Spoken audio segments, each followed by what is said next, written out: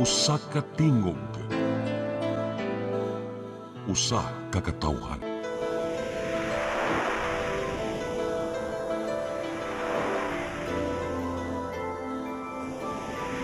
Cebu Catholic Television Network.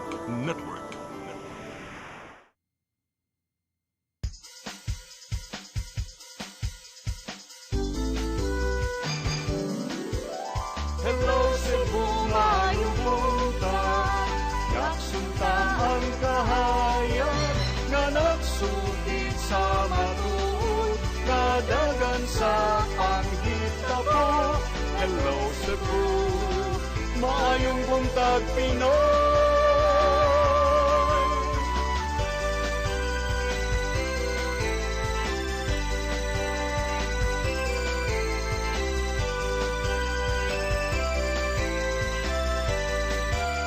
Ang katutulungan sa mga katawhan.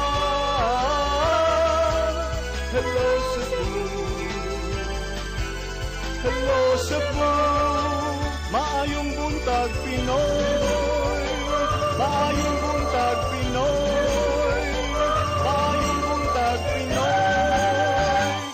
Hello Cebu, maayong buntag Pinoy. Adlaw karon nga Biyernes, petsa 27 sa buwan sa Pebrero 2026. Sangan sa kong partner Malu Inocando Tabar, ako inyong higala sa kanginan Attorney John Destacamento. Ubanin sab ko ninyo sa usa ka oras dinhi sa programang Hello Cebu, maayong buntag Pinoy. Apan sa dili pa ato sang ipadangat kining latest weather update gikan sa Pag-asa Visayas. Niya sa tong linya si Sir Jomer Eclarino. Good morning Sir Jomer. Yes, sir. Attorney yan. Good morning sa atong tanan ug sa tanan tigpaminaw. Kini itong latest weather update karong adlaw. Padayon nakaapekto ang easterlies or init na hangin gikan sa dagat Pasipiko sa atong nasod. Tungod kini sa easterlies, atong weather condition sa Central Visayas, lakip na ang probinsya sa Cebu, makasinati kita generally fair weather, gawas ini na mga patak-patak na mga pag-uwan. Padayon ta mag-monitor sa atong mag-i-issue ng mga thunderstorm advisories. Hinay nga ito na sa kasarangan na hangin masinati sa Central Visayas ug kadagatan, malinawan nga ito na sa kasarangan ang pagbalod. Temperatura sa Cebu 24 to 31 degrees Celsius, haring adlaw mosalop alas 5:54 sa hapon, ang dagat mo taob alas 6:41 sa hapon ug ang atong Philippine Standard Time alas 8:05 sa buntag, ikan diri sa Maktab Pag-asa Visayas, DOST Jomer Eclarino. Daghang salamat Sir Jomer sa imuhang weather update sir. Nya happy weekend o good morning ninyong tanan diha sa Pag-asa. Okay, sa Sir, salamat o good morning sa atong tanan. Mao kadto atong latest weather update sa Pag-asa ug karon ato ang susihon ang mga dagko nga balita nga namantala sa lokal ug nasyonal nga mga newspapers. Atong sugdan sa Sunstar Cebu. Sa Sunstar Cebu, fourth bridge to displace 200 families in Mandaue. Sa Super Balita, natumbahan sa Buli, patay. Sa The Freeman, city defers segregation until waste disposal site is resolved. Sa Banat News, naglingkod gawas sa iyang balay na datugag buli, patay. Sa Philippine Daily Inquirer, Duterte argument, killings done in self-defense. Sa The Philippine Star, no smoking gun versus Duterte according to the defense. Sa Manila Bulletin, Pala sees bid to discredit ICC. Ug sa Tempo, Intramuros Inferno, blaze sparked by jealous rage, leaves 2 dead and 600 families homeless. Mao kadto ang mga dagko nga balita nga namantala sa mga lokal ug nasyonal nga mga pamantalaan sa among pagbalik mga balita. Please stand by. Hello Cebu, hello Cebu, maayong buntag Pinoy, maayong buntag Pinoy, maayong buntag Pinoy.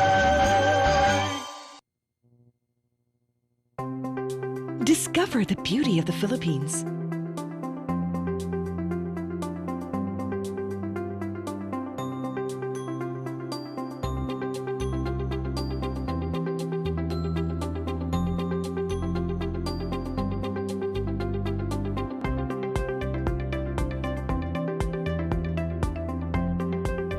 with Philippine Airlines, the country's flag carrier.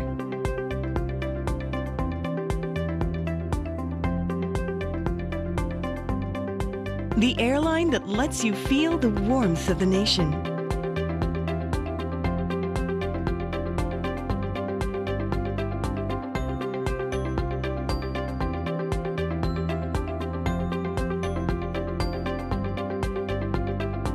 Mabuhay!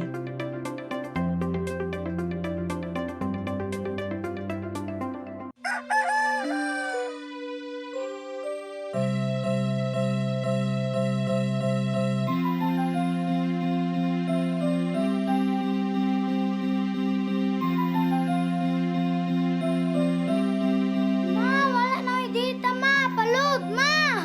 Sorry ma'am, na late ko. Nangita pa mong ko para internet sa kong anak, ma'am. Ay, wala na yung problema. Pag sinisibo. Sinisibo, sinisibo. For your internet connection, And for the signal of your cable TV. so fast and straight, the transmission to your phone. Sinisibo. Sinisibo, sinisibo. Offers you to have fiber optics. For your viewing experience, perfect and clear so fast. So great and affordable for you to enjoy. Sinisibo. Cine Cebu Television Network Incorporated offers fiber to the home broadband internet bundled with fiber to the home cable TV connection. Cine Cebu Television Network Incorporated with its operation in Metro Cebu and the whole province of Cebu soon. And affordable for you to enjoy. Sinisibo.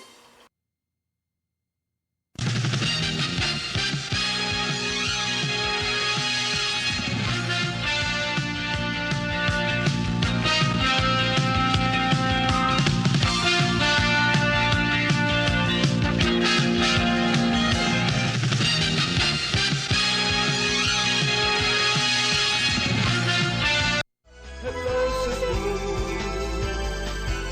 Hello, Cebu. Maayong buntag, Pinoy. Maayong buntag, Pinoy. Maayong buntag, Pinoy. Balik sa Hello Cebu, maing buntag Pinoy ug karon sa atong mga balita. Naguna sa itong mga balita karong buntaga, Presidente Ferdinand Bongbong Marcos Jr. nangulo sa inaugurasyon sa duha ka pasilidad sa Sugbo kagahapong adlaw. Kini nahimutang sa lungsod sa Liloan ug sa Dakbayan sa Mandaue. Ang kasayuran nihatod ni Mary Rose Sagarino. Gi-inspeksyon ni Presidente Ferdinand Bongbong Marcos Jr. ang Visayas Disaster Resource Center sa Upper Tabok sa syudad sa Mandaue. Kuyog si DSWD Secretary Rex Gatchalian, gisusi nila ang produksyon og nangu sa inaugurasyon sa 5 ka bag-ong mechanized production system o sa ka state-of-the-art upgrade nga adunay automatic vacuum packaging lines. Ang maong proyekto nagkantidad og 117 million pesos nga gipunduhan pinaagi sa National Disaster Risk Reduction and Management Fund og nahuman ni atong Hulyo tuig 2025. Tumong niini ang pagpaligon sa pagpangandam sa kalamidad o pagpalambo sa mekanismo sa pagresponde sa tibuok rehiyon sa Visayas ug Mindanao. Maganda na ang production na para sa food pack, para alalayan naman natin. Ito ang unang panahon na ang national government ay nagbibigay nitong klaseng food pack. Nung nakaraan, kung saan na lang kumukuha yung mga biktima. Pero ngayon, nakakapag-provide na ang national government. Kaya maganda itong naging facility. Ang mechanized production system naglakip sa rice bagging machines o automatic vacuum packaging lines aron mapalambo ang produksyon o distribusyon. Sa bag-ong kagamitan, makaproseso na ang pasilidad ug moabot sa 30,000 ka food packs matag adlaw gikan sa kaniadto nga 10,000. Kini ang tumong aron sa mas paspas nga pagresponde kung adunay kalamidad sa Visayas ug Mindanao.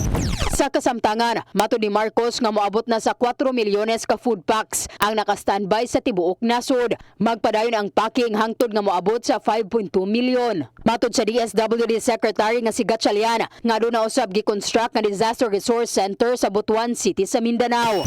Ang direksyon ng ating Pangulo is una maibsan yung pangamba ng ating mga kababayan na kung may sakuna, hindi nila alam saan kukunin yung pagkain.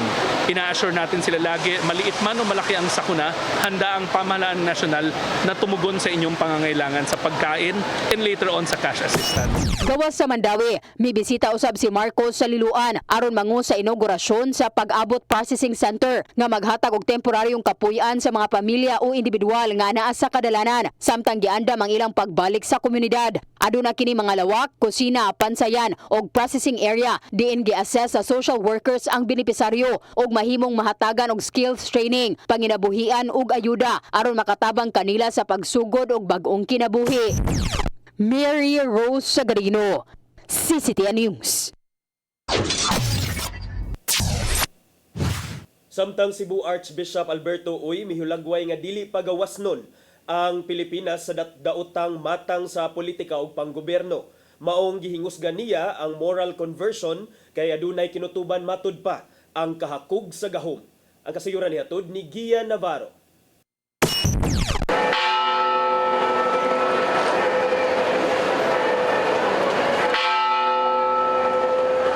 Dungan sa pagbagting sa mga simbahan sa Sugbo, nanawagan si Arsobispo Alberto Uy nga magbag-o na ang tanang mga Pilipino aron makalingkawas sa dili maayong panggobyerno karon. Ato sa 40th anniversary sa EDSA Revolution neto Miyerkules sa hapon, gikasagmuyo niya ang halos walay kasulbaran sa mga sulirang giatubang sa nasod. Bisan pa man og gawas no na ang Pilipinas, apan nakita ni Uy nga dili pa gawas nun ang katawhan sa politikan ung kinaiya og aspeto pagkalabay na sa mga tuig. Matod siyang wali nga nagpasulabi ang mga political families nga naghari sa nagkadyang lugar og pwesto sa pangatungdanan, personality politics ug ayuda nga gihatag gikan sa mga politiko. Wala pa kita maluwas sa dakong problema sa korupsyon. Ang pagpangawkaw wala lang magpadayon, nagkagrabe pa hinuon. Hinuon adunay kinutuban ang hilabihang kahakog sa gahom. Maong gihingusga ni Uy ang pagbag-o sa kinaiya kon moral conversion sa matag usa. Can you imagine? Ang presidente, vice-presidente, mga senador, mga congressman, mga gobernador, mga mayor, mga kapitan, mga obispo, mga pare, kitang tanan mangluhod, manghayo og pasaylo sa Ginoo ug mosaad kaniya nga magbag-o. Kini ang nimong panawagan sa Arsobispo dungan sa awhag ngadto sa katawang Pilipino nga dili kalimtan ang nimong leksyon sa People Power Revolution netong 1986. Gipasalamatan ni Uy ang tanang mga nisalmot sa maong kalihukan gikan sa pagbaktas sa Basilica Compound hangtod nga niabot sa Plaza Independencia alang sa reenactment. Gisaksihan sa publiko ang nimong paghatag og buwak o grosaryuhan gikan sa kaparian ug kamadrihan ngadto na sa kasundaluhan alang sa mas malinawon nga revolusyon. Hangtod nga gitapos ang maong kalihukan sa usa ka yukbo concert. Sa ihap gikan sa mga organizers, mula pas na sa 3,000 ka mga tao ang nisalmot sa kalihukang gipasiugdan sa Archdiocese entero hapon hangtod gabii. Kini nagpamatoda lang ni Uy nga buhi paghihapon ang demokrasyang nabalik sa Pilipinas kaniadto. Manginaos ko, nagampo ko nga ang atong kaayo bitaw nga Pilipinhon, wag na wala ba. Kabalo kita sa naitabo sa EDSA, ang tibok kalibutan tanaw nato ug na-amaze sila sa atong gibuhat nga atong gipadayag ang atong kasuko sa malinaw nga paagi. Unya atong gibuntog ang diktatorya pinaagi sa pagkanagiusa o pagampo. Ian Navarro, CCTN News. Sa laing balita, mga problema nga giatubang sa Pilipinas giingong nanginahanglan og panagiusa sa mga lider sa nasod. Gikinahanglang magtinabangay ang Senado ug ang ehekutibo alang sa maayong kaugmaon sa katawhan. Ang kasayuran ni hatod ni Randy Gorion. Masolusyonan ang mga problema ug panginahanglan sa katawhan kung ipadaplin sa mga leader sa nasod ang panagsungi ug ang bulok sa politika. Ang kausaban sa politika sa nasod mo'y angayang tutukan ilabi na nunot sa paghandom kagahapon sa ika-40 nga anibersaryo sa EDSA People Power Revolution. Mapasalamaton hinuon si Senador Bam Aquino tungod kay nagkahiusa sa pagduma sa nasod ang kasamtangang henerasyon sa pamilya Aquino ug Marcos. Gani gipaambit niini nga kauban siya nga nakiktigom sa presidente aron mahisgutan ang krisis sa edukasyon diha sa Malacañang. May mga times, yes, ganoon lang talaga. I think for most politicians, ganoon naman talaga, di ba? And ako, I'm very proud of my relatives, but there was a time when, in recent history, na pag tinawag kang dilaw, parang napakasama mong tao. Dugang sa senador nga impluwensya usab sa iyang kadugo ang iyang pamaagi karon sa pagserbisyo sa katawhan. Iyang gihimugatan nga dili angayang magpaabot ang katawhan samtang nagkasungi ang mga politiko. If there's one thing I've learned from Tito Ninoy, Tita Cory, Pinoy, even my aunts and uncles and my other relatives in government, is just consistency. 'Di ba? Tuloy-tuloy lang yung serbisyo, tuloy-tuloy lang yung keeping a low profile, like you don't really see any of my relatives or even myself na napaka-extravagant ng lifestyle, just keeping simple, which we learned from Tita Cory, keeping consistent and matapang sa mga issues, which we learned from Tito Ninoy, studying hard, working hard, which I learned from Pinoy. Nasayran tulo ka mga balaod noon sa senador ang gisertipikahan nga urgent ni Marcos aron mahimong balaod. Apil na niini ang Classroom Building Acceleration Program, Citizens Access and the Disclosure of Expenditures for National Accountability o Kadina Act, ingon man ang Party List System Reform Bill. Gitatausab niini nga naa sa kamot sa mga lider karon ang kaugmaon sa bagong henerasyon nga dili mahimong madiktaran ug mababagan sa bisan unsang bulok sa politika.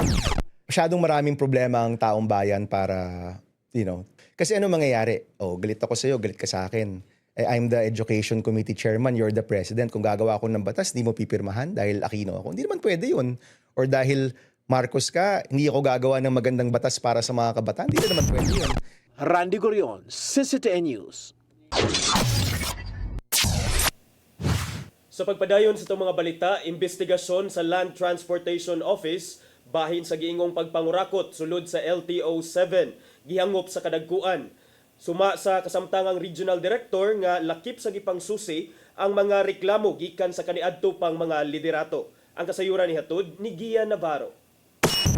Milusad ang Land Transportation Office og investigasyon bahin sa gingong mga pagpangurakot sulod sa Central Visayas Office. Nimando si LTO Chief Assistant Secretary Marcos Lacanilao sa paghimo niini subay sa mga nadawat nga sumbong sa Department of Transportation kabahin niini. Susihon sa LTO ang tanang mga financial transactions, licensing and registration protocols ug enforcement activities. Gihangop ni OIC Regional Director Francisco Ranches Jr. ang maong lakang gikan sa ulohang buhatan. Sumapan niya nga dagan sila og mga nadawat nga reklamo gikan sa nang agi pang mga katuigan bahin si giingong maong matang sa binuhatan sa sulod og malakip kini sa gimong follow-up investigation sa Central Office. Welcome yon investigation kasi ako pa lang ako diyan, barely a month in office. So I'm very new. So ako makakatulong yon sa akin. May mga instructions na rin sa akin si ASEC sa mga taong imbestigahan. Dugang pa ni Ranches nga gitugutan siya sa ulohang buhatan nga makahimo og buwag nga investigasyon bahin sa mga operasyon sila nga buhatan. Pinasikat usab kini sa tinguha o busing liderato nga manubagyod ang mga kawani o opisyal nga nalambigit sa korupsyon. Pinaginini magpabilin ang kaligdong sa LTO aron hayan masaligan kini sa katawhan nga ilang gialagaran. On the level of ASEC Mark Lacanilao, meron siyang sariling team. Tapos on my level, yun nga, meron din akong gagawing investigation kasi binigyan naman niya ng go signal. Gipasalamatan ni noon sa LTO ang ubang mga buhatan sa gobyerno nga nitabang sa ilang kausa aron sa hinay-hinay mahunong na ag pagpangurakot sa sulod. Gia Navarro, CCTN News. Sa atong katapusang balita, hagbunganan sa mga chap-chap nga motor nga kinawat gironda sa sakop sa Highway Patrol Group 7 uban sa Criminal Investigation and Detection Group 7. Tag-iya sa maong tindahan nga wala makapakita og dokumento nga lehitimo ang mga makina sa motorsiklo gidakop. Ang kasayuran ni Arnold Bustamante. Babay ngaging mamalit o mubaligya sa mga kinawat nga mga makina sa motor ang nasikop sa mga personnel sa Highway Patrol Group 7 uban sa Criminal Investigation and Detection Group 7 alas 5 ngadto na sa alas 8:30 sa gabi natong Martes sa Mananga 2 barangay Tabunog sa siyudad sa Talisay. Ang nasikop gila nga si Ellen Durig Balanggi, 44 anyos, nga residente Rosab sa Bogarepita. Nasakbit sa mga operatiba sa HPG7 ang 13 ka mga makina sa motor ug engine blocks nga nagkalain-lain nga brand sa motorsiklo nga wala gipakita nga mga dokumento nga magmatuod nga lehitimo ang pagpalit o pagbaligya sa mga makina. Ang HPG7 una nakalawat og impormasyon nga doon mga insidente sa pagpangawat sa mga motorsiklo sa dakbayan sa Talisay o mga silingang syudad o diha sa maong tindahan ibaligya o pisa-pisahon na ang mga makina aron dili kini mailhan. Tungod ni milusan og validation ng kapulisan ug dinhi nasuta nga tinuod nga mamaligya og makina ang maong tindahan lakip na engine blocks kalapasan sa Section 6 sa Presidential Decree 1612 nga nailanga anti-fencing law o Section 6 sa Republic Act 10883 kung anti-carnapping law ang atabangon nga kaso sa maong nga sospitsado. Arnold Bustamante, CCTV News. Mao gadto ang mga balita nga nahipo sa itong mga kaubanan sa CCTN News and Public Affairs Team. Ug kadto mga balita, inyong nakita kagahapon sa itong programang Sayri 47. Sa atong pagbalik, maghisgot-hisgot tag mga pipila ka mga lokal ug nasyonal nga mga issue. Please stand by. Hello Cebu, hello Cebu, maayong buntag Pinoy, maayong buntag Pinoy, maayong buntag Pinoy. Discover the beauty of the Philippines.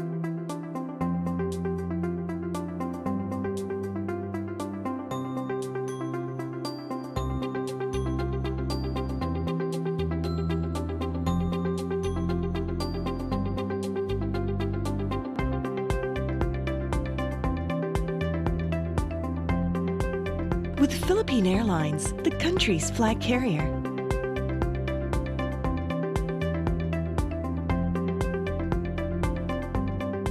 The airline that lets you feel the warmth of the nation.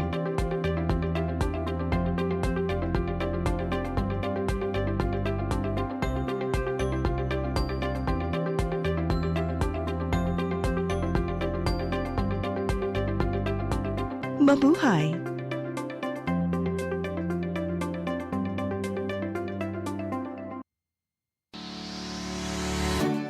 Looking for the best internet deals in Negros Oriental? Field Products Negros is here to bring you fast, reliable, and affordable internet with plans made just for you. For as low as 899 pesos per month, enjoy speeds of 50 Mbps, perfect for streaming, working, or studying from home. Need more speed? No problem. Get 100 Mbps for just 1,199 pesos. 150 Mbps for only 1,499 pesos, or our fastest plan, 400 Mbps for just 2,399 pesos per month. Plus, you can add over 100 cable TV channels to your internet plan for just an additional 100 pesos per month. That's entertainment and lightning fast internet all in one. Enjoy no installation fees and start today with a 1,000 peso customer deposit. Call us now or visit our website to sign up with the Field Products Negros. You get internet that's affordable, reliable, and local. Field Products Negros, bringing you closer, faster. Call us at 0917-631-5240 or visit our website www.fieldproductsnegros.net or our Facebook page, Field Products Dumaguete. Subscribe now. Your path to a new start. Nutrition, Exercise and elimination. water, Sunlight. temperance, Air. rest and recreation. And most of all, Trust in God. Learn from our doctors. Be blessed by the testimonies of our overcomers. Ang inyong programa, Alam sa may sakit, walay sakit, ug dili ganahan magkasakit. Ozone Med Wellness Clinic New Start. Napapanood every Saturday 8 to 9 a.m. Og ang replay airing matag Miyerkules 1:00 hangtod 2:00 sa hapon. dinhi lang sa CCTN Channel 47. New Start, OzonMed Health and Wellness Talk.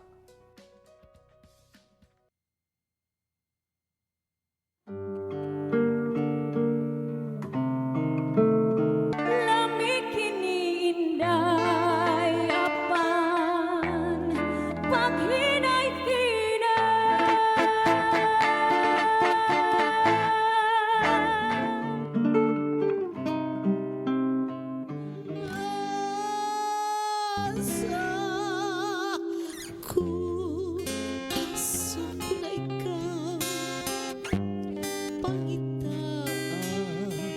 karon kay ikaw day na lang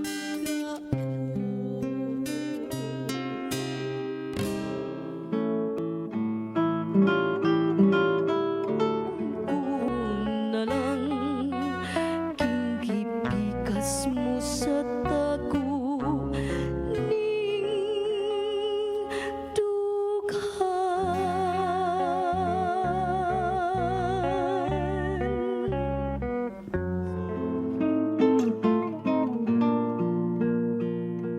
Dihay Pinay namin yo og hapon Hapon nga tigulang og hubakon Sugod siya kay iya lang hokhokon Og iya lang oto-otoon Ay pas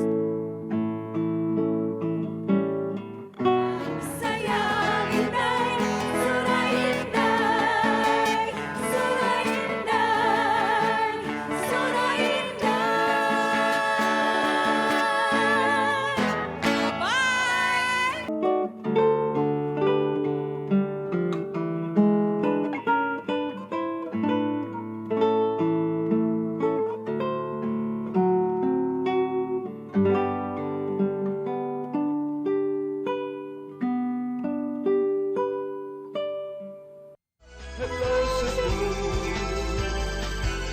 hello Cebu, maayong buntag Pinoy, maayong buntag Pinoy, maayong buntag Pinoy. Balik ta sa Hello Cebu, maing buntag Pinoy. O karon sa atong mga pagisgot-hisgot mga higala, atong unahon pagisgot kining statement gikan sa acting vice mayor, actually councilor gyud ni siya sa Cebu City, kani si Councilor Winston Pipito, pero kasamtangan siya ang acting vice mayor karon sa Dakbayan sa Sugbo. Ipadayag sa iyang kaalarma aning nagpadayon nga kuan bitaw, nagpadayon nga tensyon o nagpadayon nga panagsungi tali sa mayor sa Dakbayan sa Sugbo o sa konseho sa Dakbayan sa Sugbo. Nga matud pa kining panagsungi nakapasamot sa problema sa krisis sa basura sa atong dakbayan.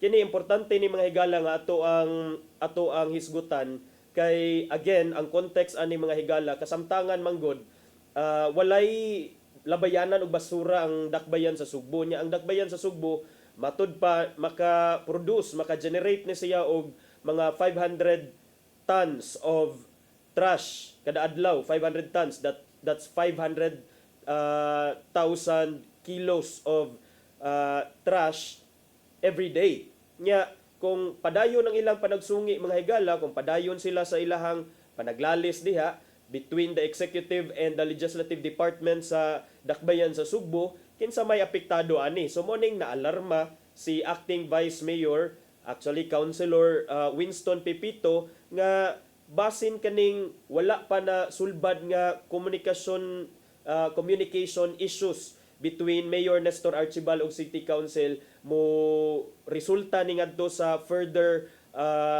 worsening garbage crisis atong Dakbayan. Si Pipito siya ang ni preside niadtong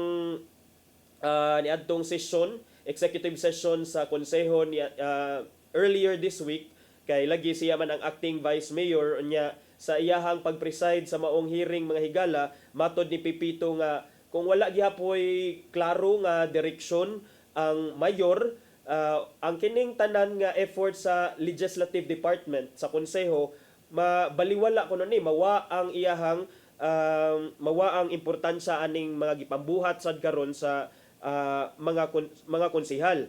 matod ni Pipito nga magbalik-balik ang istorya nga tungod kay kini kunong absence sa City Chief Executive in key discussions undermines the Council's ability to arrive at concrete unified solutions. Mao ni ang nigawas karon sa report sa The Freeman, no? Pamantalaang The Freeman, sinuwat ni Ma'am Kaycent Magsumbol, nga matud pa ni Acting Vice Mayor Pepito nga anong dili man mo appeal sa mga key discussion. Wa kunoy sipot-sipot sa mga dagko nga mga panaghisgot kabahin sa unsay maayong buhaton, ani gyud para naay sense of direction, na unified direction ang konseho ug ang ehekutibo kabahin sa problema sa basura. Kay karon nay action ang legislative, nay mga measures ang legislative nga gi-propose, lahi man sad ang action sa mayor, doon naman sad siya mga gipang consider nga mga kaugalingon sad niya nga proposal. So matod ni Pipito mga higala nga ang kining problema sa basura sa dakbayan sa Sugbo nahimo na kini nga dili lang ordinaryo kini nga sanitation problem, dili ra ni ordinaryo nga dili ra ni siya ordinaryo nga problema sa kakuwang sa labayanan og basura or sa problema sa pagpangolekta og basura, pero problema ni siya nga krisis na ni siya, iyan ang gihulagway nga usa ka krisis. Matod niya nga mahimo ni siyang public health issue kay tinuod man ang mga higala kay kung dili ni makuha, kung dili ni makolek, kung dili ni malabay ang atong mga basura dinhi sa dakbayan, o di langawon ta diri, mga manimaho ta diri sa Cebu City. Nya karon nakita gyud nako nga murag wala joy concrete nga plano because at first gilabay didto wala gi temporary hold didto sa SRP ang mga basura kay lagi i-segregate sa kuno, mahimo tong segregation facility ang SRP. Dayon karon na sad ang front page sad sa The Freeman gi-defer na sad, gihunong na sad ang segregation dito sa SRP kay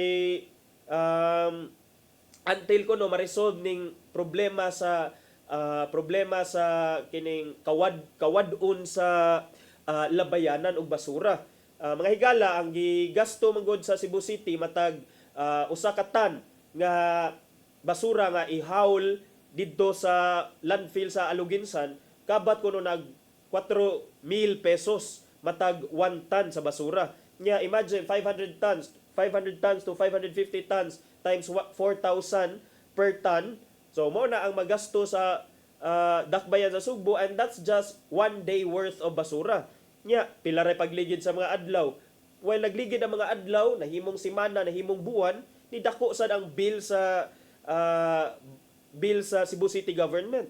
Nya ka-afford ka ang Cebu City government ni ana.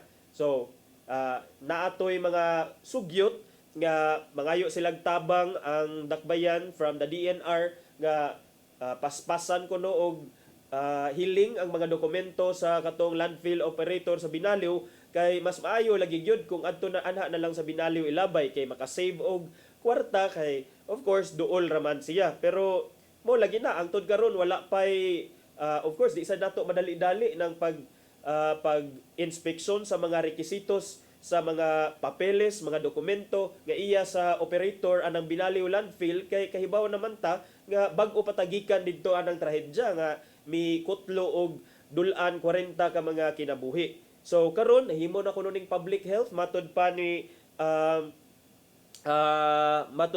Konsehal and Acting Vice Mayor Winston Parilla, og nahimo san siya nga peace and order concern. Matod niya nga ang gidak-on kuno ani nahimo ng murag krisis. Matod niya nga ang iyahang gikuan ang kining problema this goes beyond logistics. It's a government issue, it is a fiscal issue, and most importantly, it is responsibility. Atong mahinumduman mga higala nga sayo ni ining tuiga, sometime in January, kani si Pepito, nagyaw-yaw na ni siya, kay si Archibald kuno had yet to convene with the council to discuss his plans and programs for the city or issue a clear policy. Wala kuno ni sayo pa ni ining or early this year, mga Enero, kini si Pepito iyang gi-question nganong ang pamunuan ni Archibald, administrasyon ni Mayor Archibald, wala pa ni walay concrete nga plano kuno o programa or wala nakaluwat og mga klaro nga polisiya, mga direktiba aron magayran ko aning mga pressing concerns. He described a communication gap that has left legislators blind in their decision making. Na kuno'y communication gap. Kung unsa sa communication gap, importante siguro nga naamo sa usa ka GC kay unsaon man na nga ang tiil sa mayor mo tikang sa left nya, ang konseyosan mo tikang sa right. Glibog na taani asa gyud tapadungan ni. Kay wa man mo diha nagkahiusa, wa man mo diha kining unified direction, concrete direction. So mo ni ang gihang gihulagway nga duna kunoy communication gap nya kini kunong pagka-divide sa kagamhanan sa dakbayan sa Sugbo nahimo ning klaro didto sa kuan katong last nga Fiesta Senior nga novena nga diin ang pipila ka mga sakyanan sa mga konsehal including aning sakyanan ni Pipito mismo giklamp ngadto sa City Hall but na-resolve raman to eventually na nahimo siyang big deal kay murag nitingog to si konsehal Pastor Alcover, June Alcover, nya dayon si Pipito niingon naman siya eventually nga okay na resolve na sad, ni-explain sad ato si Ma'am Arce ato nga time. But matod ni Pipito nga ang katukunong panghitabo unfairly painted councilors as rule violators and reflected not merely murag sa tenor aning mga gipang istorya karon ni acting Vice Mayor Pipito murag doon naging communication gap kay murag bira man sa gyud siya sa mayor. So mato ni Pipito iyang giwarningan ang kining continued disengagement kining miscommunication would only hinder progress and expose officials. O di ayo na ninyo isulti sa mga reporters adto mo sa mayor, adto siguro mo sa opisina sa mayor paghisgot mo dito kung unsay maayong buhaton alang sa kaayuhan sa atong dakbayan. Kay kung sige lang sad mo diha og pagarpar sa social media, pagarpar sa media, okay? Way mahimo siguro ani. So hopefully mga higala kining dakbayan nato maka-come up ni siyang solution aning problema sa basura kay I agree. This has now become a crisis, garbage crisis kay wa man gyud nagkataas ang bill sa dakbayan sa Sugbo unya dayon until now wala pay klaro nga time frame kung kanus agyud maablihan ang binaliw nga landfill. So nya di sad ta makadali-dali sa binaliw landfill kay tungod lagi sa panghitabo. So may unta nga naamo sa usa ka GC, mga konsehal, mga mayor, vice mayor diha. Kaya daghan man to ang mga nisulti during the session. Si Pastor John Alcover nga ilado nam gyud siya nga kritiko gyud sa administrasyon, iyang gi-question ang desisyon ni Archibald nganong niadto sa Japan si Mayor Archibald to study waste management and flood control system. Taliwala aning mga local taliwali aning mga problema nga lokal nga giatubang karon sa Cebu City. Si Alcover mihatag og challenge kadto sa mayor nga sit down with the Japanese when he could not even sit down with barangay captains to resolve the immediate garbage situation. Mausad na bira ni Cons Alcover no tuga-tuga kadidtog atubang anang mga expert gikan sa Japan unya dayon di magay kamo atubang diri sa mga yango sa mga barangay kapitan sa imong lungsod. Ambot lang sad ko unsa ni katinuod but diri nangita ko sa side ni Mayor Archibald for sure kuhaan ni siya side aning mga birada sad sa iyang mga counterparts diha sa konseho. For the long term dugay naman tong niingon si Archibald nga ang syudad sa Sugbo dapat ani masustain niya ang iyang waste segregation efforts unya kinahanglan sad ta mo explore kuno matud pa sa mayor og mga modern technologies kay naa man kunoy mga daghang technology nga gidalit sa dakbayan sa Sugbo. So mao kuno ni ang karon gitan-aw sa mayor kung viable ba ni nga i-apply dinhi sa Sugbo. So mao na mga higala karon ang padayon ang problema sa basura dinhi sa dakbayan sa Sugbo. Adto ta labang ta sa pikas nga mga dakbayan, kining dakbayan sa Mandawi o dakbayan sa Lapu-Lapu. Diin dunay gipropose na pod mga higala nga ikaupat nga taytayan nga magkonektar sa mainland Cebu ngadto na sa isla sa Mactan diha sa Lapu-Lapu City. So matud pa sa report nga dunay mga ubay-ubay nga mga pamilya diha sa side habig sa Mandawi City ang gi-expect nga maapektahan sa paghimo aning sa pag-construct ni aning maong 76.4 billion pesos nga balor sa bridge project dinhi unya sa Sugbo nga magsugod na diay karong tuiga. Sa mga interview with reporters with Mayor Mandawi City Mayor Tadeo Jovito Jongki Uwano, siya miingon nga ang mga apektadong residente ipang-relocate ni sila mga higala, although ang specific nga relocation site wala pa ni natino kung asa ni ang relocation site.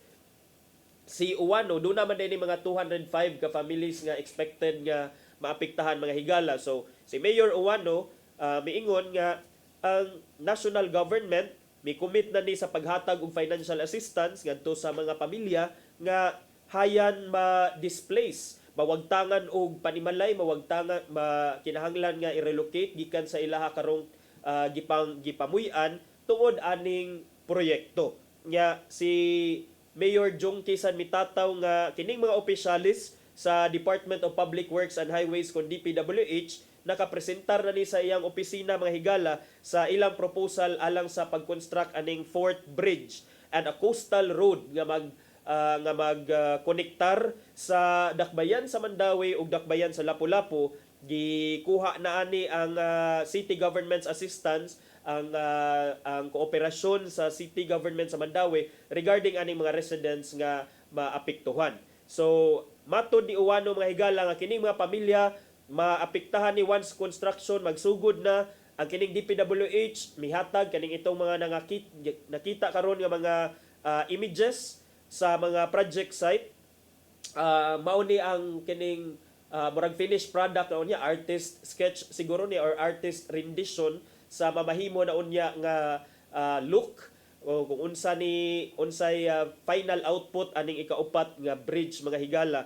But so far ang DPWH nakapakita na ni og mga imahen sad sa project site nya there were still no residents in the area at that time, but karon after 2 years after napakita tong location na may mga namuyo dito nga area 205 families. So karon mao na ang ilahang gihingusgan nga mapangitaan na siya og kining solusyon sa mga higala aron sa dili na aron duna sa relocation site ang kining ma-displace nga mga residente. Ang mayor sa Dakbayan sa Mandawi miingon nga ang city government will try to relocate the families diha lang mismo sa Mandawi City. Kung tiga Mandawi man sila, so mangita tag lugar nga within Mandawi City lang. Pero kung wa gyud kunoy relocation site nga available, then matod ni Mayor Uwano, Jongki Uwano, nga ang national government naka-promise naman sad ang national nga pangagamhanan nga mohatag na lang sad og financial assistance alang sa pag-relocate aning mga pamilya nga mukabat og 205 ka mga pamilya. Si Uwano wala mi disclose sinuon kung pila ang financial assistance nga expected gikan sa national government kung ugalin man walay viable nga relocation site kining mga pamilya pero matud pa nga ni commit og substantial amount ang maong national government og mas taas sa gi-offer sa city government. Okay? So pero matud ni Mayor Jongki nga ang iya kunong gusto mahatagan yun sila og relocation site with financial assistance. So at so nang tan-awon mga higala. Kinisang ikaupat nga bridge, grabe no, upat na ang bridge padung sa Lapu-Lapu. I keep on wondering mga higala nganong sigita og himo og bridge gikan sa mainland Cebu nya dayon padung sa Lapu-Lapu City. Kung ang pagyudi ay kalapun-an pa natong ika-5, ika-6, ika-7. Unsa mo gyud naay aning bridge? Ay tulo naman ni ka bridge ang naa sa ni konektar sa mainland Cebu ug sa Lapu-Lapu City. Don't get me wrong ha, I am for progress. Gusto ta nga makakita ta og mga indikasyon sa paglambo sa ato ang mga dakbayan sa ato ang probinsya, pero maka-question sa taba, murag gisigi-sigi lagi nilang project ang mga bridge lagi. Murag unsa maginaani kay sige taog add og bridge unya ang Lapu-Lapu City wa man ni dako. Ang Lapu-Lapu City mao ra man gyapon gidak-on sa mapa as far as I know. Nya nganong magsige man ta og puno og bridge nga limitado ra man ang capacity dito sa Lapu-Lapu City. Nya so far na doon na naman tayo tulo ka mga access points gikan sa Mandawi City, gikan sa mainland Cebu, padung adto sa isla sa Upon, isla sa Mactan. So I don't know kung unsa sad ani ang nindot man gyud nang naatay makita ang mga infrastructure, pero hopefully sad na estudyohan na sad siguro nila before ni nila gi-propose or while ila ning gi-propose, maybe na estudyohan na nila ang viability ani or ang need ani, kay maybe sa existing bridges na to usahay siguro mukagar kay traffic man nya, usahay kung ma-traffic then ma-stall na nya, murag wala na mga alternatibo nga kaagianan, mao siguro na. Pero ang ako lang ba sakto na siguro ning upat ka bridge kay murag sige naman taog buhat og taytayan padung sa Lapu-Lapu nya, wa man na nagkadako ang Lapu-Lapu, nagkagrabe mayroon traffic gani sa Lapu-Lapu. So mao lang sad nang akong concern ana nga issue nga fourth bridge. But sige lang tan-aw nato kung unsa sad unyay gama, unsa say resulta, kung makasulbad ba gyud na sa mga problema sa traffic, problema sa transportation ngadto nga ri sa Lapu-Lapu gikan sa mainland Cebu kaning ikaupat nga taytayan nga gilauman nga sugdan na og himo or tukod karong tuiga. Arita sa laing hisgutanan, layat ta didto sa national nga mga issues mga higala, national ug international, kay mi padayon kagapong adlaw ang confirmation of charges hearing didto sa International Criminal Court sa The Hague, Netherlands. Diin kagahapon mga higala in a 3-hour lanat og 3 ka oras ang diskurso sa abogado ni kanhi Presidente Rodrigo Duterte aron i-debunk aron pamatud-an nga ang kanhi presidente walay koneksyon walay direkta nga koneksyon sa mga patay nga nahitabo ubos sa iyahang administrasyon from 2016 onwards, unya ingon man ni adtong panahon nga siya pay maoy mayor sa dakbayan sa Subo. So but before mi sugod og istorya, si Attorney Kaufman, ang attorney ni former President Duterte, iya sang giingnan ang mga pamilya sa mga extrajudicial killings nga ang iya kuno mga panghisgutan, dili it is not meant kuno, dili to wala nagpasabot nga iyang disrespect, nga iyahang disregard ang ilahang feelings, ang ilahang emotions ug ang ilahang pagbangutan tungod sa kamatayon sa ilahang mga tagsa-tagsa ka mga membro sa pamilya. But rather, ang matod pa niya nga igo ra ko nitubag sa mga alegasyon sa prosecution. So in the process mo niyang usahay mahugyod nga murag yung swept under the rug na lang ang mga yangungo, ang mga pinagdaanan sa mga biktima sa EJK, ilang mga pamilya. Kay of course kung ako sa Attorney Kaufman, I understand where he's coming from, kay iya man gyud nang idepensaan ang iyang kliyente. So similar sa approach sa prosecution nga ang ilang spotlight kay ang inflammatory statement, ang katong mga pagpamalikas, ang katong mga order ni kanhi Presidente Rodrigo Duterte nga pamatyon kuno, karon sad sa habig sad sa depensa, sila mi argue sa depensa nga ilang narrate ang mga okasyon diin ang former president specifically reminded law enforcement to use lethal force only for the purpose of self-defense. Diba mao man giingon ni Attorney Kaufman, nag-cherry pick man mo inyo magipili-pili ra ng mga video diha, dili man sa tanan nga mga higayon ang kanhi presidente niingon nga pamatyon na ang mga drug addict, pamatyon ang mga badlungon sa katilingban. So kagahapon ila sang gipresentar didto sa habig sa depensa nga tanawa ni nga kuan tanawan ni nga video. Niingon man diri ang presidente nga gipahimangnuan man diri sa presidente ang mga pulis nga you only use lethal force, gamit ra mo makamatay nga puwersa kung kinahanglan na mag self-defense. Ya matod ni Kaufman nga iyaha man ning quote si kanhi presidente Duterte no, mga speeches ni Presidente Duterte ni atong August ug November 2016 diin matod ni kanhi Presidente Duterte nga ang mga pulis gipahimangnuan nga mupatay og suspected criminals pero nay sumpay only if their own lives were in danger in enforcing the arrest.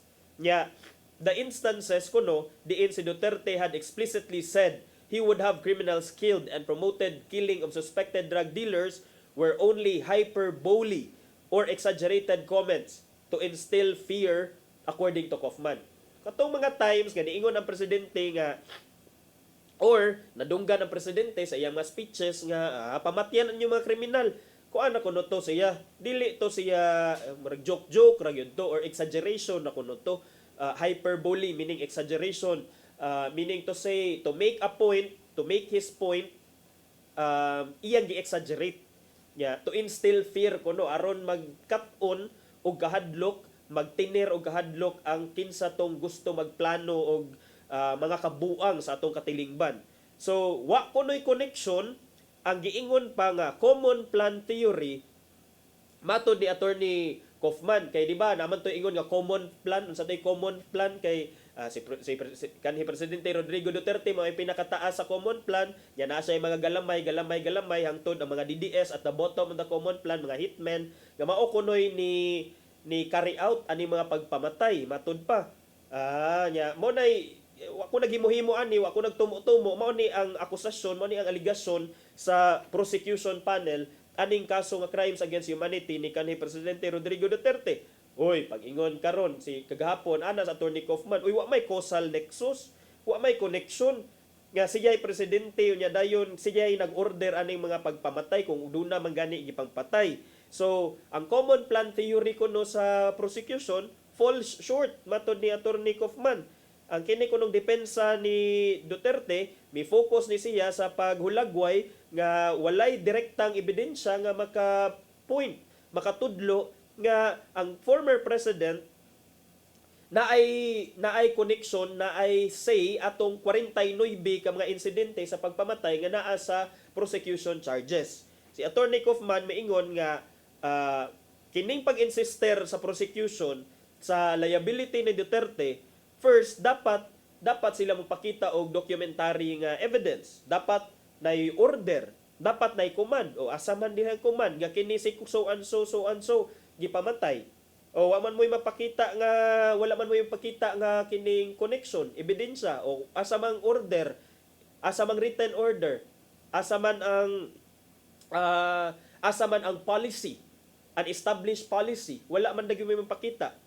Pero of course, kung ako sad ani sa side sa mga prosecution o ngano mangita man sa jug kag papel, ay kuing now wala siguro buang, wala siguro pahong-pahong nga presidente nga kahibaw siya mo na iya buhaton niya i-reduce niya in writing unsaon man gyud magkuha lang gyud siya og hinagiban iyang iduslak sa iyang own nga kaugalingon para ana dili sad siguro kung naaman sad siguro gyud siya plano then dili sad na i-reduce in writing. So mo na nga wala sa gyud siguro na paper trail kay kanang mga matang sa inana nga mga state policies kahibaw naman nga duna nay sangputan and exactly kining hearing karon, kining kaso niya karon sa crimes against humanity, this is now the end result of that policy. I don't think the policy has to be a written policy. It must the policy I think can be a verbal policy, verbal order. Pero mao lagi na wala may klaro sad lagi nga order matud pa ni Attorney Kaufman nga makaingon jud ta nga si kanhi Presidente Rodrigo Duterte siya yung nagsugo aron patyo ni si for example Kian de los Santos, aron patyo ning uban pa nga mga mga uban pang mga nangamatay tungod sa giingon nga drug war ubos sa iyang pangagamhanan. So mao nay gihingusgan sa depensa kagahapon sa ikatulong adlaw sa paglanat sa confirmation of charges hearing against kang former President Rodrigo Duterte. Matod ni Kaufman nga mangutana ta sa itong kaugalingon kung kining mga alleged attack was directed at a population as a whole or at a subjectively defined subgroup or perceived or alleged criminal offenders. Kay kung maingon magugag crimes against humanity as a whole. Humanity meaning to say, dili lang kriminal, dili lang mga badlungon sa katilingban, pero including na katong mga matod sa contention niya, dapat kung crimes against humanity, dapat ang iyang pamatyon is indiscriminate ang iyang pagpamatay regardless of kinsa ka diha. Gusto niya patyon kung crimes against humanity man kaha. Nya tan-awan ni ang inyong giingon diri mga drug offenders naman lagi ni, mga kriminal naman lagi ni. O dili ni humanity oy. Matod ni Attorney Kaufman nga, is it really directed against the population or as a whole or at a defined subgroup? Subgroup ra, meaning to say, parte lang sa populasyon nga medyo kining perceived or alleged to be criminal offenders. So, although ang prosecution may laid out sa ilang statements from identified co-perpetrators publicly vowing to kill the suspected drug personalities, pero sa Attorney Kaufman, iyan yung counter nga ang prosecution's common plan theory failed to show a mutual agreement among them. Kung yung pikitag conspiracy, kung yung mutual agreement, kung yung nagsabot, kung sa may common plan inyong gisulti, gawa man sila nagsabot. So, mao na ang unod sa gibatbat kagahapon ni Attorney Kaufman didto sa ICC mga higala sa nagpadayon nga hearing niya. Mo lagi na niingon sila nga neutralize ang pag-neutralize kuno defined as arrest. Matod ni Kaufman nga i-question sa dila ang term nga neutralization kay kuan kuno ni insisting that no available document or evidence from the prosecution had shown that it was clearly defined as killing. And neutralization does not mean killing kuno, pero gusto pa unta kong padayon mga higala, pero murag kasabaan ko aning anti-inday. So at this point ato sang tan-awon unsay giandam ni Tatay Dodong nga pulong og kinabuhi.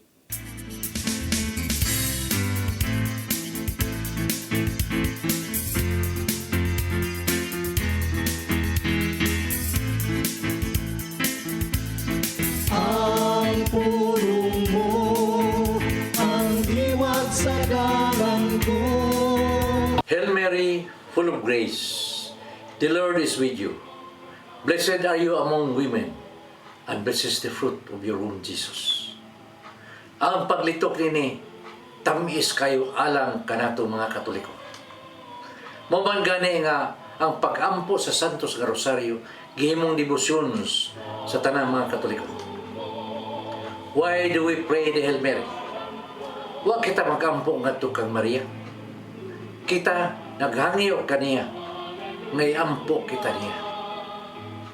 Dako kayo ang role ni Mary sa atong kaluwasan. Kay diya kini magsugod siyang pagsugot sa kabubuton sa man. Sa Lucas 1:38 nagaingon, mingon si Maria, sulugon ako sa Ginoo. May tabo unta kanako ang imong gisulti. Mao kini ang oras nga si Kristo miabot diha sa katawhan. Busa dili mahimo isalikway nato si Maria. Paghimo ni Jesus nga bino sa tubig, gihimo kini niya tungod sa hangyos ni Mary. Kini mo igong kamaturan nga si Mary ang lamang sa atong pagtawon o demosyon. Tungod kay siya, inahan sa atong mahal nga Jesus Kristo. Busa sa imong pag-ampo sang pita usab si Mary, pinagi sa paglitok dinhi. Holy Mary, Mother of God, pray for us sinners, now at the hour of our death. Amen. Maigsoon, mao kini ang pulong nga naghatag kanato giya karong adlaw. Magampo kita. Sa samahan sa anak sa Espiritu Santo. Nagitong amahan, salamat sa imong paghatag kanamo sa mahal nga Birhen. Salamat nga siya niya uban kanamo nga among gihimo usab ngayon. Kay kung wala si Mama Mary, walay makapahimanglo kanamo kun kami na isalaan na sa among dalan. Siya isip among inahan ang kanunay nasa mong kiliran nga maghatag ka namong ugiya ngadto padulong sa imong bugtong anak ka Jesus. Amen. Mansamahan sa Anak sa Espiritu Santo.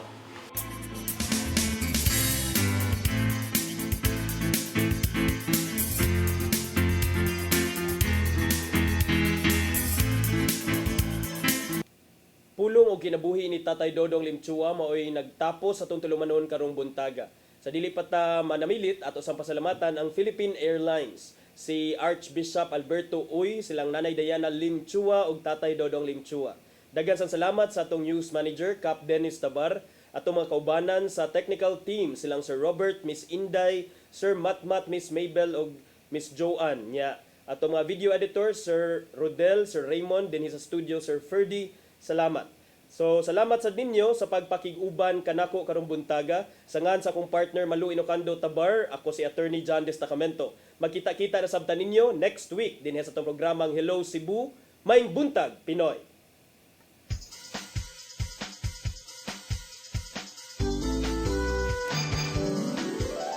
Hello